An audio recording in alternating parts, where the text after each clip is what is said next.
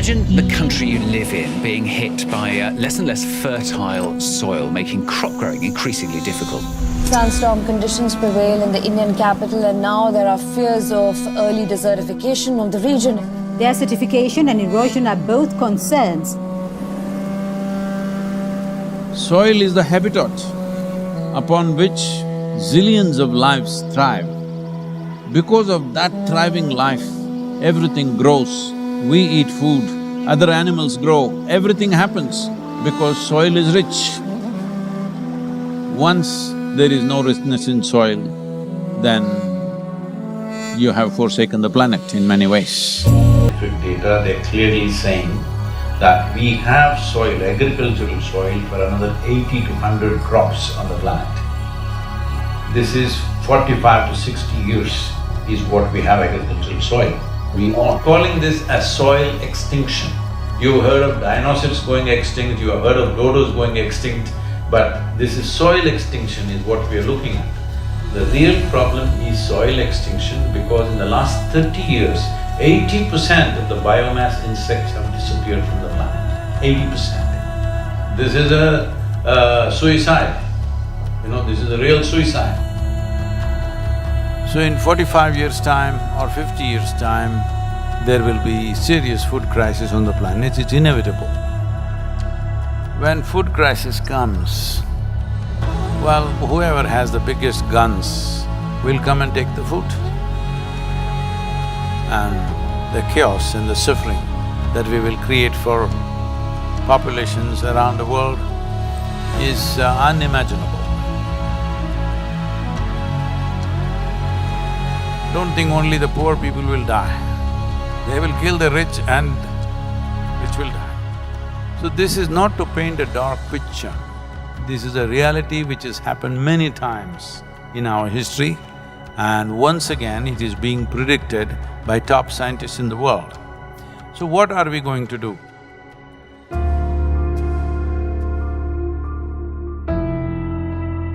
Why is soil going away? Where is it going away?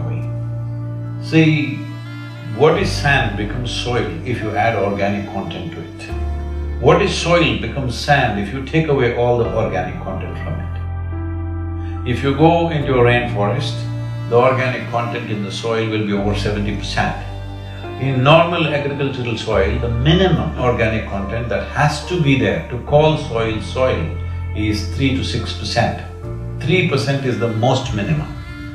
But today, for example, in India, 62% of India's soil, the organic content is 0.5% or below that.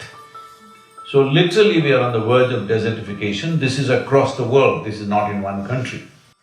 In United States, the way the land has been used in terms of herbicides, weedicides, pesticides, well, we need to understand nearly 82 to 86% of biodiversity is within the first 12 inches of topsoil.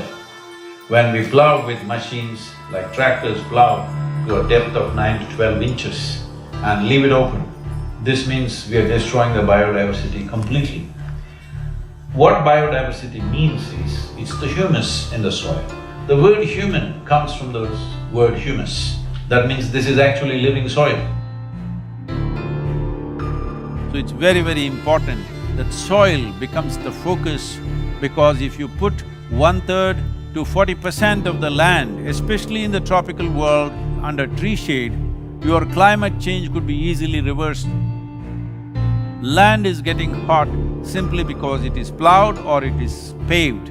Land has to go under vegetation, whatever kind, natural grasses, bushes, trees, whatever, because all these are serving the ecological activity. And we must also understand soil is a very significant carbon sink, and soil is the largest water soak on the planet, and soil is the basis of all life. This 36 to 39 inches of topsoil on average around the planet is the basis of 87% of life on this planet. To keep the biodiversity alive is the most important thing that we need to do right now. Unless we start now, this will not happen. As a part of this, we are unfolding a movement called Conscious Planet to bring maximum number of people. Right now, it looks like climate change, ecology, all these are playground for the rich and elite. No, this must change. Individual human beings should become conscious about the danger that we are facing. Ecological issues must become election issues, and political parties must give significance to ecological issues in their manifestos. Governments must be elected for their concern for ecological issues. This needs to happen.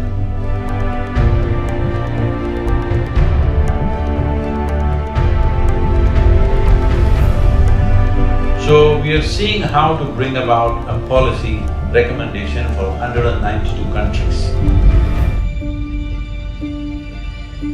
The rally is starting on 21st of March, which is the equinox day in London. And from London, it's a single lone motorcycle riding through 24 countries, 30,000 kilometers, reaching the Kaveri basin where we are on ground working in a river basin which is 83,000 square kilometers, and 5.2 million farmers work here. The very body that we carry is soil.